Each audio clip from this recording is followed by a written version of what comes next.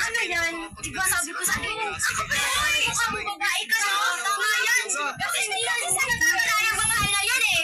Bakit dinala mo dito sa kwarto mo? Ano kasi, Ella? Ano? Hindi ako sa'yo. Inusan na naman ako ng tubig. Wala siya inaano eh. Inusan ka ng tubig?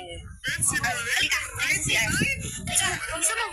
Please! Hoy, Ella! Talaga, talaga! Hoy, Ella! Binali ko na sa'yo, ginawa ko sa kanya. Tandaan niyo ako nga yun yung gawin sa inyo. Mag-stop na kapwa ninyo.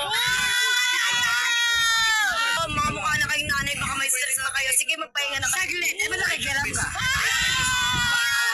Kalma mo para maging kampante at banayang tayo dito. Alam mo, hindi mo sila pamangkin kasi ako mo na sila mukha kalma.